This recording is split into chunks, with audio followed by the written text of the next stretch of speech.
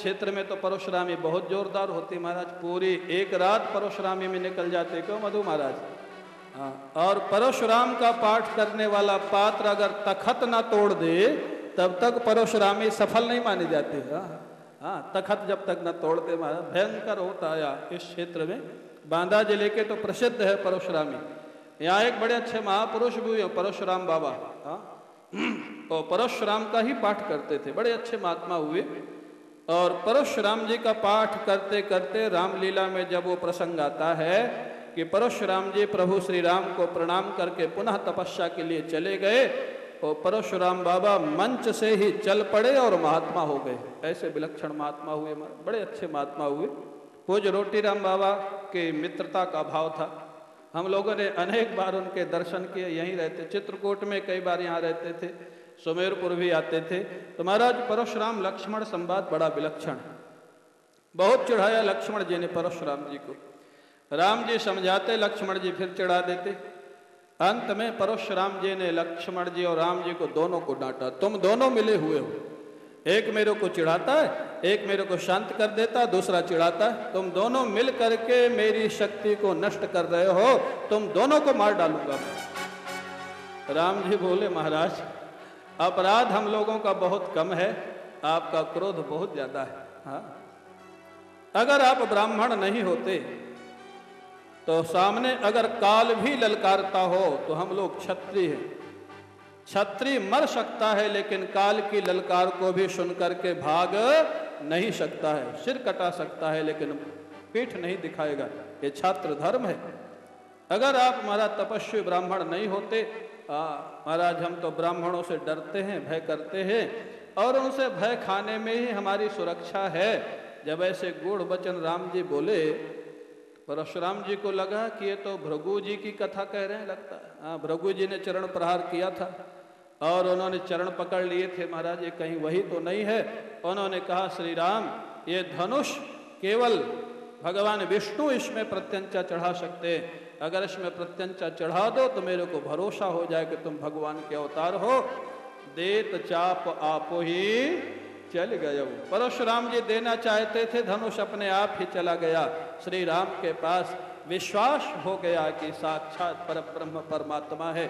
परशुराम जी ने दोनों भाइयों से माफी मांगी, क्षमहु क्षमा मंदिर दो भ्राता, हाँ आप दोनों क्षमा करें।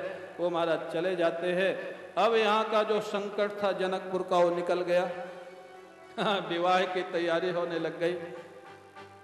अब अयोध्या जी दूत भेज दिए गए महाराज दशरथ के पास बारात के लिए।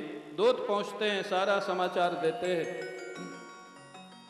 अब महाराज दशरथ जी को जब ये मालूम पड़ा कि श्री राम ने धनुष भंग किया है, बहुत आनंद हुआ, बहुत ही आनंद हुआ। बारात तैयार करके श्री भरत लाल जी, शत्रुघ्न लाल जी, वशिष्ठ जी, दशरथ जी अयोध्या जी से बारात चल पड़ी, जनकपुर पहुंच गई। जनकपुर में बड़ा स्वागत सत्कार हुआ। महाराज जनक ने प्रस्ताव रखा, आपके 4 पुत्र हैं और हमारे और कुशध्वज को दोनों को मिला करके 4 पुत्रियां हैं। 2 जनक जी की पुत्रियां हैं, जानकी जी और उर्मिला जी। 2 कुशध्वज की बेटियां हैं, मांडवी और श्रुतकीर्ति। बोले हमारी 4 पुत्रियां हैं, आपके 4 पुत्र हैं, अगर आप स्वीकार करें तो यहीं चारों राजकुमारों का एक साथ विवाह संपन्न हो जाए। हाँ, इतना सुंदर संबंध कौन मना करेगा महाराज। शतानंजन वशिष्ठ जी ने आदेश दिया, पूर्ण विवाह की विधि के साथ विवाह संपन्न हुआ। अब उसके बाद विवाह तो हो गया। महाराज दशरथ विदाई के लिए कहते थे, लेकिन महाराज जनक कहते थे कल विदाई कर देंगे महाराज। आजकल करते करते कितने दिन बारात रही? दो भाई जी, बारात रही, मैंने सुना है या शायद पढ़ा है मानस व्यूस में, शायद 40 दिन बारात रही। हाँ, ज्यादा ही रही होगी, 40 दिन से कम तो रही नहीं। आजकल करते करते महाराज 40 दिन रोक लिया जनक जी ने। आप लोग कितने दिन रोकते हो या मन ही मन सोचते हो कि जल्दी जाए? हाँ, कितना प्रेम था पहले लोगों में। हाँ, 40 दिन तक बारात रुकी रही। महाराज सखियां एक दिन श्री राम, लक्ष्मण, भरत, शत्रुघ्न को कोहबर में ले गई हंसी विनोद करने के लिए। लक्ष्मण जी को भगवान श्री राम पर, अपने बड़े भाई पर बड़ा स्वाभिमान था, गर्व था। महाराज बड़े स्वाभिमान में बैठे हुए थे। जनकपुर की सखी ने छेड़ दिया, लखनलाल जी इतना क्यों फूले हुए बैठे हो? अरे बोले बात पूछ रही हो, हमारे श्री राम नहीं होते तो सोचो तुम्हारी जानकी जी का क्या होता। हाँ, कोई धनुष हिला नहीं सका था। स्वाभिमान की बात है, हमारे भैया ने धनुष तोड़ा, इसमें क्या बात है? स्वाभिमान की बात तो है, ये फूले हुए बैठे इसीलिए। सखी ने कहा लक्ष्मण जी आपको भ्रम हो गया है कि तुम्हारे भैया ने धनुष तोड़ा। बोले इसमें भ्रम की क्या बात है, सभी लोगों ने देखा है, सारे लोग प्रमाण है। बोले नहीं नहीं नहीं, धनुष हमने तोड़वाया है, हमने शंकर जी से प्रार्थना की, पार्वती जी से प्रार्थना की, गणेश जी से प्रार्थना की, सभी देवताओं ने सहायता की, तब राम जी ने धनुष तोड़ा है। राम जी ने क्या किया है? लक्ष्मण जी बोले इसमें क्या प्रमाण है? बोले प्रमाण हम बताते। बोले क्या? बोले पुष्प वाटिका में आप दोनों भाई हम लोगों से मिले थे। बोले हाँ मिले थे। पुष्प चयन करके आप लोग जब जा रहे थे तो आप लोगों के मस्तक पर पसीना आ रहा था। हाँ, मार्गशीर्ष का महीना, नवंबर दिसंबर का महीना, वो भी जनकपुर में काफी ठंडी होती है नवंबर दिसंबर में। और जिस राजकुमार को फूल तोड़ने में नवंबर दिसंबर में पसीना आ रहा हो, क्या उस राजकुमार से कोई आशा कर सकता है कि धनुष तोड़ देगा? हाँ? क्या प्रमाण दिया जनकपुर के महाराज? सखियों ने लक्ष्मण जी के पास कोई जवाब नहीं, चुप हो गए। लक्ष्मण जी बोले अरे क्या बात करते हो, हमारे भैया के तो चरणों की धूली में इतना प्रभाव है कि पत्थर की शिला भी स्त्री होकर के उसका उद्धार हो गया। हाथों की तो बात ही छोड़ो। सखियों ने कहा यह भी भ्रम है लक्ष्मण जी, ये भी भ्रम है। बोले ये कैसे भ्रम है? बोले अयोध्या से जब बक्सर आए थे आपके भैया, तब भी अनेक पत्थर की शिलाओं में से होके आए थे। हाँ, वहां तो कोई पत्थर की शिला स्त्री नहीं बनी। बक्सर से जब जनकपुर के रास्ते पर चले तो जनकपुर के रास्ते की धूली तुम्हारे भैया के चरणों में लग गई थी, और जनकपुर के रास्ते की धूली चरणों से पत्थर की शिला पे लग गई, तो जनकपुर की धूली का प्रभाव था, ना कि तुम्हारे भैया के चरणों का प्रभाव था। ऐसे तंग करने लग गई। अब लक्ष्मण जी बड़े परेशान। भगवान श्री राम तो मुस्कुरा रहे हैं क्योंकि तो हंसी विनोद का माहौल था। बहुत समय व्यतीत हो गया, अब क्या करें? शतानंद जी ने समझाया महाराज एक ना एक दिन विदाई तो करनी ही पड़ेगी। हाँ, आप तैयारी करिए विदाई के लिए। महाराज विदाई की तैयारी हुई। विदाई के समय गोस्वामी जी ने लिखा है विदेहराज जनक भी अपने धैर्य को संभाल नहीं सके और रोने लग गए। जानकी जी को हृदय से लगा करके विदेहराज जनक रुदन करने लग जाते हैं। लेकिन तुलसीदास जी कहते हैं देखो जी, ये ममता नहीं थी, ये भगवान के चरणों का प्रेम का प्रभाव था। हाँ, ममता में रोना एक अलग बात है। अरे गोपियां भी रोई श्री कृष्ण के लिए, आज सारे लोग उनका गुणगान करते हैं। हाँ? और आप लोग भी रोते हो परिवार समाज के लिए। आप रोते हो तो लोग और कहते हैं क्या बेवकूफ आदमी। हाँ? रोए तो दोनों ही। भगवान के प्रेम में जो रोता है वो वंदनीय होता है, और संसार के प्रेम में जो रोता है वो निंदनीय होता है। हाँ? उसकी निंदा होती। जो भगवान के लिए रोता उसकी वंदना होती है। महिमा ये किसकी महिमा थी? बोले श्री सीताराम जी के प्रेम की महिमा थी। हाँ, जो रो रहे थे जनक जी। क्यों महाराज? तोता मैना भी रो रहे थे जानकी जी के विदाई के समय। जनक जी को बात छोड़े। हाँ, व्याकुल कहाँ ही कहाँ पे देही। हाँ, सुन धीरज परिहरई न केही। तोता मैना कह रहे थे जानकी जी कहाँ जा रही, जानकी जी कहाँ जा रही है। बड़े बड़े धैर्यवानों का धैर्य छूट रहा था। विदाई के बाद महाराज दशरथ चारों भाइयों पुत्रों को और पुत्र वधुओं को लेकर के महाराज आ जाते हैं अयोध्या जी। अयोध्या जी में बड़ा भारी उत्सव मनाया गया। महाराज चारों भाइयों का विवाह एक साथ हुआ है। चार चार पुत्र वधुएं आई है। बड़ा भारी उत्सव मनाया गया। बहुत रात्रि व्यतीत हो गई। महाराज दशरथ ने कौशल्या जी से एक बड़े सूत्र की बात कही, काम की बात कही। आप लोगों के भी काम की बात है। हाँ? दशरथ जी कहते हैं बहु लरकनी पर घर आई, राख्यो नयन पलक की नाई।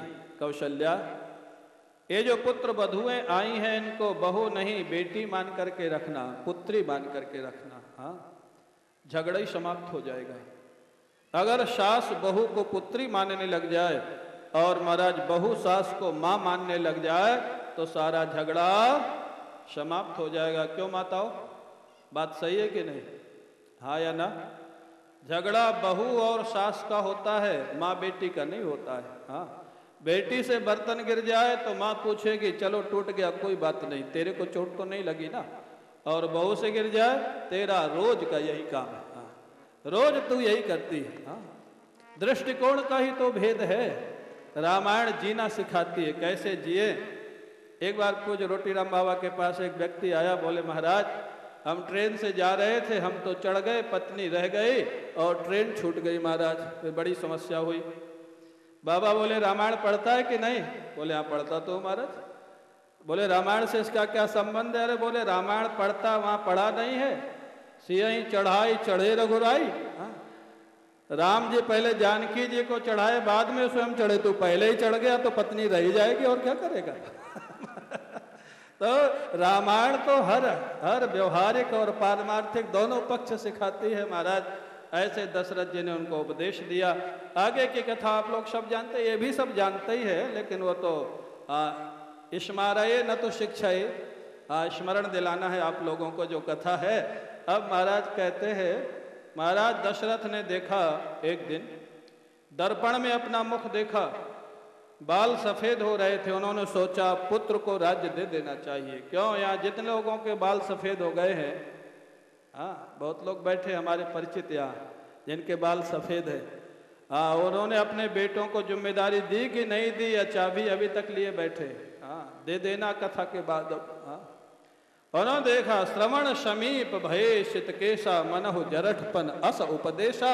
हाँ, मानो बुढ़ापा आ गया है, बेटे को जिम्मेदारी दे देनी चाहिए।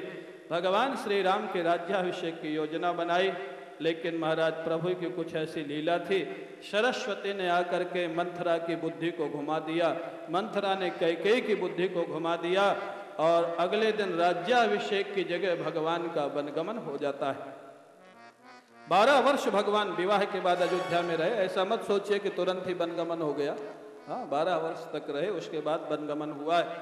तो महाराज कहते हैं अवश्य वनगमन के बाद महाराज दशरथ का तो स्वर्गवास हो गया। भरत लाल जी आकर के उनका संस्कार करते हैं, फिर चित्रकूट जाकर के भगवान से अनुनय विनय करते हैं। भगवान ने बहुत समझाया, भरत देखो सत्य के लिए पिताजी ने अपने 2 वचन के लिए अपने शरीर का त्याग कर दिया, उनकी बात को काटना अच्छा नहीं लगता, फिर भी तुम कहो तो तुम जो कहोगे मैं करने को तैयार हूं। भरत जी के मन का जो महाराज हाँ एक उद्विग्नता थी निकल गई, दुख था निकल गया। भरत जी ने कहा नहीं प्रभु, जो सेवक साहिब ही सकोची निज हित चाहे तासु मत पोची। जो स्वामी को संकोच में डाल करके अपना भला करना चाहता है, ऐसे सेवक को उत्तम सेवक नहीं कहा गया है। स्वामी का जो आदेश हो उसके अनुसार चलना चाहिए। भरतलाल जी ने कहा प्रभु आपका जो आदेश हो वही मैं करूंगा, आज्ञा पालन करूंगा। प्रभु ने कहा तो 14 वर्ष राज्य को संभालो, 14 वर्ष के बाद मैं आ जाऊंगा। भगवान वहां से चित्रकूट में निवास किए, 12 वर्ष तक तो यहीं निवास किए चित्रकूट में। उसके बाद दंडकारण्य में प्रवेश किए, 1 वर्ष तक पंचवटी में निवास किए, जहाँ जानकी जी का हरण हुआ शूर्पणखा की महाराज दुर्व्यवहार के कारण। फिर जटायु का उद्धार करते हुए, शबरी को उपदेश देते हुए, हनुमंत लाल जी से मित्रता हुई, जानकी जी की खोज हुई, समुद्र पर सेतु बनाया गया, लंका पर आक्रमण कर दिया गया, सभी राक्षसों के सहित महाराज रावण का उद्धार कर दिया गया। उद्धार हो गया ना रावण का। अब उसके बाद जानकी जी को लाया गया महाराज बड़े धूमधाम के साथ। भगवान गए थे, पैदल लौट रहे थे पुष्पक विमान से, भरतलाल जी ने चित्रकूट तक सेवकों को लगा दिया था। अयोध्या से पैदल चित्रकूट आने में कम से कम 2-3 दिन का समय लगता है।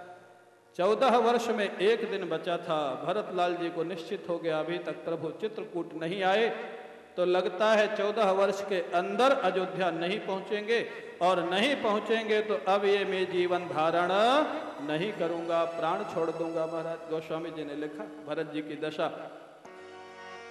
रहा एक दिन अवधि धारा, समुझत जिय मन भयउ अपारा। कारण कवन नाथ नहीं आयो, जानी कुटिल किधो मोहि बिसरायो। अह धन्य लक्ष्मण बड़ भागी, राम पदार विंद अनुरागी। भरतलाल जी बड़े दुख में, वियोग सागर में डूब गए। अब यहाँ पर बड़ी विलक्षण समस्या आ खड़ी हुई है। भगवान श्री राम अगर 14 वर्ष से 1 घंटा पूर्व भी आ जाएं, तो महाराज दशरथ के वचन का पालन नहीं होगा, और 1 घंटा विलंब हो जाए तो भरतलाल जी का जीवन नहीं मिलेगा, जीवन छोड़ देंगे भरतलाल जी। राम जी जानते हैं बीच की कड़ी को जोड़ा किसने?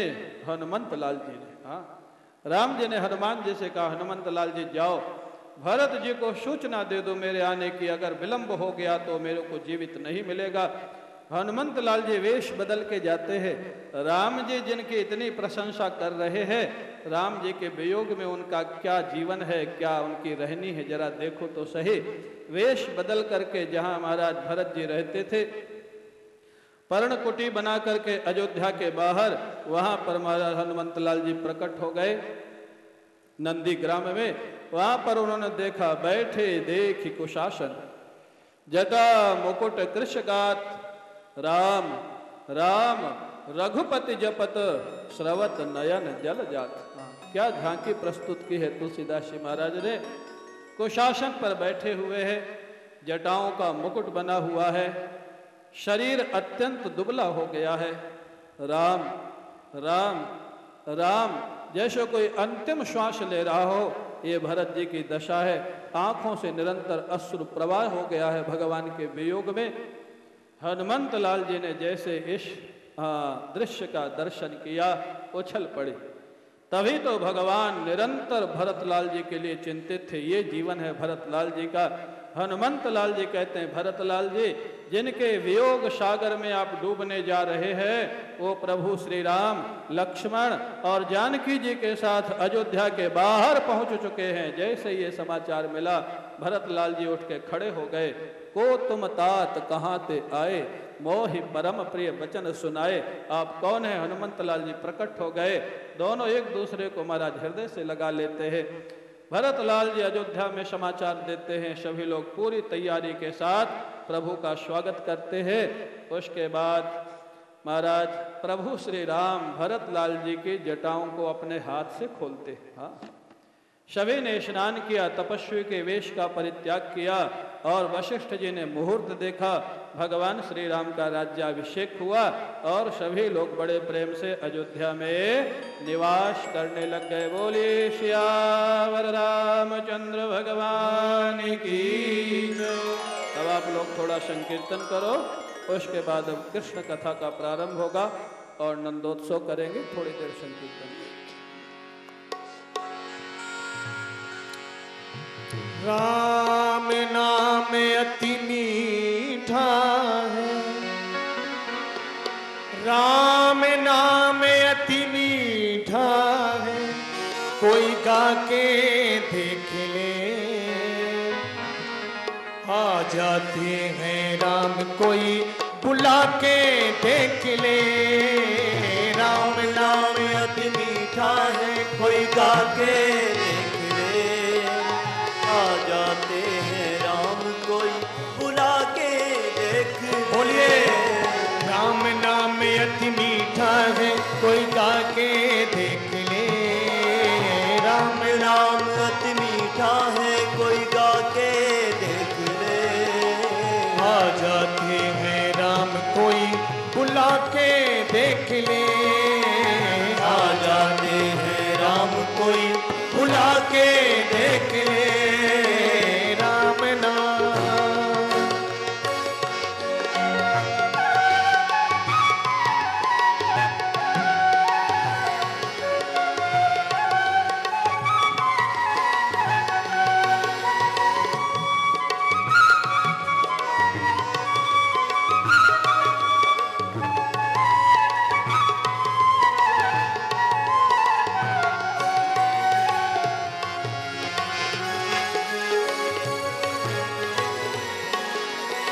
मन भगवान का मंदिर है, यहाँ मैल न आने देना। मन भगवान का मंदिर है, यहाँ मैल न आने देना। मन भगवान का मंदिर है, यहाँ मैल न आने देना।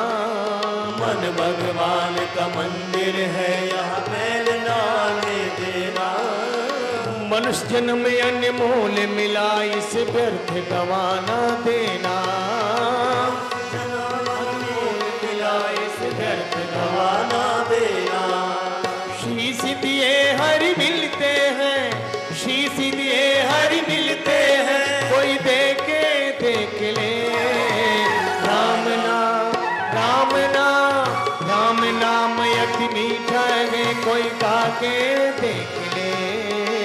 राम नाम अति मीठा है, कोई गा के देख ले। आ जाते हैं राम कोई बुला के देख ले। आ जाते हैं राम कोई बुला के देख ले। राम नाम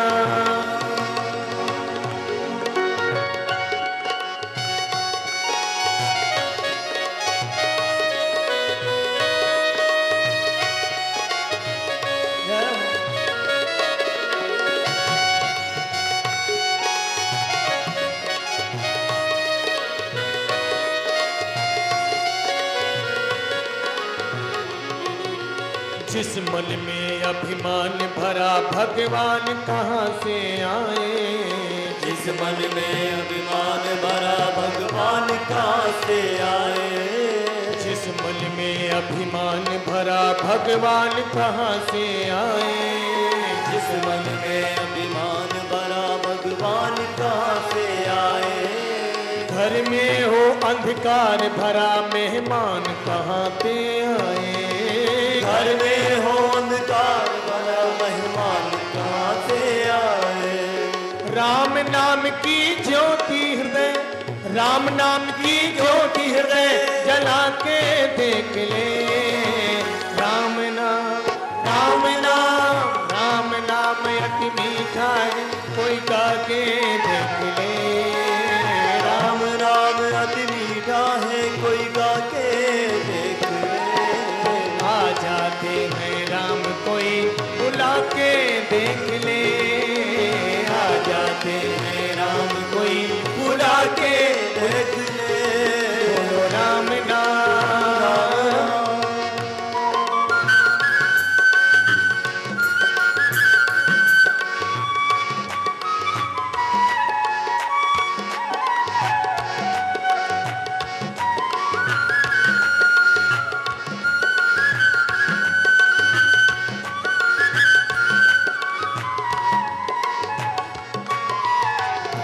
अजामिल गज गणिका ने कैसी करी कमाई।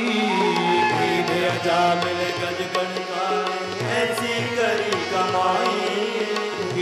अजामिल गज गणिका ने कैसी करी कमाई। अजामिल गज गणिका ने ऐसी करी कमाई। नीच कर्म को करने वाला तर गया सतन कसाई। नीच कर्म को करने वाला तर गया सतन कसाई। पत्थर से प्रभु प्रगटे हैं, पत्थर से प्रभु प्रगटे हैं, प्रगटा के देख ले। राम नाम राम नाम राम नाम अति मीठा है, कोई गा के देख ले। राम नाम अति मीठा है, कोई गा के देख ले। आ जाते हैं राम कोई बुला के देख ले। आ जाते हैं राम कोई बुला के देख ले। राम नाम अति मीठा है, कोई गा के देख ले। राम नाम अति मीठा है, कोई गा के देख ले। आ जाते हैं राम कोई बुला के देख ले। आ जाते हैं राम कोई बुला के देख ले। आ जाते हैं राम कोई बुला के देख ले। आ जाते हैं राम कोई बुला के देख ले। ताली बजा करके प्रेम से संकीर्तन करेंगे। आओ मने मोहना आओ नंदे नंदे ना, आओ मने मोहना आओ नंदे गाइए। नंदना, आओ मने मोहना आओ नंदे नंदे ना, आओ मने मोहना आओ नंदे नंदना।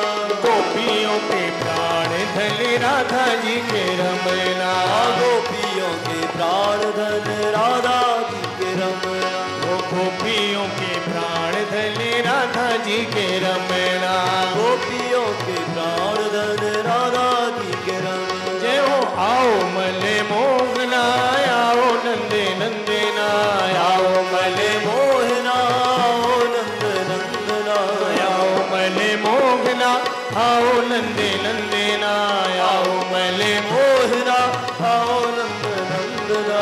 गोपियों के प्राण धले राधा जी के रमना, गोपियों के प्राण धन राधा जी के रमना, हो गोपियों के प्राण धले राधा जी के रमना, गोपियों के प्राण धन राधा जी के रमना, गोपियों के प्राण धले राधा जी के रमना, गोपियों के प्राण धन राधा जी के रमना, हो गोपियों के प्राण धले राधा जी के रमना, गोपियों के प्राण धन राधा जी के रमना, राधा जी के रमना, हो राधा जी के रमना। राधा जी के रमना, राधा जी के रमना। आओ मले मोहना आओ नंदे नंदे ना, आओ मले मोहना आओ नंदे नंदना, जय हो। आओ मले मोहना आओ नंदे नंदे ना, आओ मले मोहना आओ नंदे नंदना। गोपियों के प्राण धले राधा जी के रमना, गोपियों के प्राण धन राधा जी के रमना, गोपियों के प्राण धले राधा जी के रमना, गोपियों के प्राण धले राधा जी के रमना। जय हो। आओ मले मोहना आओ नंदे नंदे ना, आओ मले मोहना आओ नंदे नंदना, आओ मले मोहना आओ नंदे नंदे ना, आओ मले मोहना आओ नंदे नंदना। हाँ गोपियों के प्राण धले राधा जी के रमना, गोपियों के प्राण धले राधा जी के रमना, गोपियों के प्राण धले राधा जी के रमना, गोपियों के प्राण धन राधा जी के रमना, गोपियों के प्राण धले राधा जी के रमना, गोपियों के प्राण धन राधा जी के रमना, गोपियों के प्राण धले राधा जी के रमना, गोपियों के प्राण धले राधा जी के रमना। बोले वृंदावन बिहारी लाल की जय जय श्री राधे।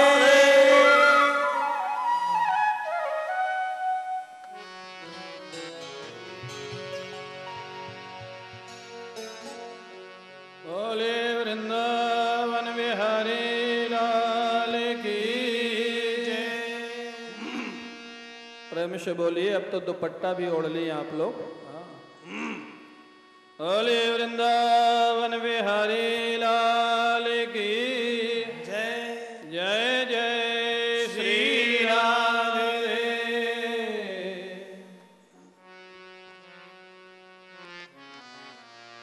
सुखदेव जी महाराज सूर्यवंश का वर्णन करते हुए कहते हैं, अनेक प्रभावशाली राजा जिसमें हुए महाराज ययाति, महाराज यदु, रंतिदेव, उसी चंद्रवंश में देवमीढ़ नाम के राजा हुए। उनके पुत्र हुए महाराज शूरसेन, और शूरसेन के 10 पुत्र हुए जिनमें वसुदेव, देवभाग इत्यादि थे। वसुदेव जी की अनेक रानियां थीं, पौरवी, रोहिणी, भद्रा, मदिरा, रोचना, इला, देवकी इत्यादि।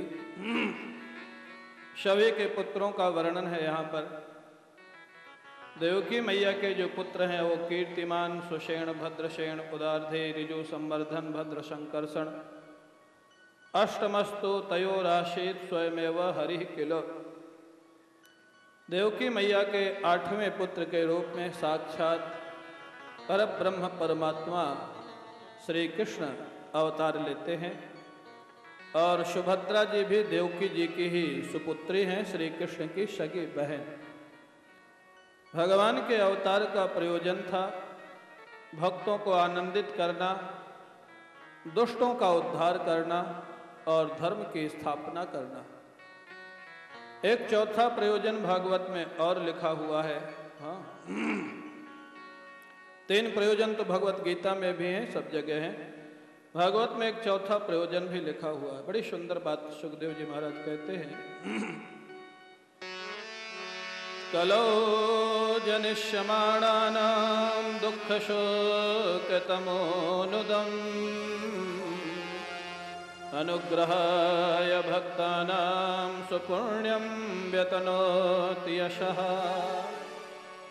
इस कलिकाल में जिन लोगों का जन्म होगा भगवान कृष्ण अवतार लेकर के, और प्रायः देखा जाता है कथा कितनी भी अच्छी हो कैसी हो, लेकिन सबसे ज्यादा लोग कृष्ण जन्म के दिन ही आएंगे। हाँ, बाकी कथा से उनका ज्यादा लेना देना नहीं रहता है। भगवान का अवतार जिस दिन होता है, एक तो उस दिन आनंद भी होता है, बधाई भी होती है, और दूसरा थोड़ा लूट मार भी होती है। हाँ, तो यहाँ थोड़ा आप लोग बचा के रखना। खिलौना चॉकलेट जो लूटेंगे वो तो ठीक ही है, बाकी ले ही न बासन बसन चुराई। हाँ, तो थोड़ा आप लोग सावधान भी रहना। हाँ, जो लोग चेन वगैरह पहने हो, आभूषण पहने हो, पर्स है, मोबाइल है, ये अपना थोड़ा संभाल के रखना। हाँ, क्योंकि नंदोत्सव में ये चोर का जन्म है ना, चोर का। हाँ, क्यों?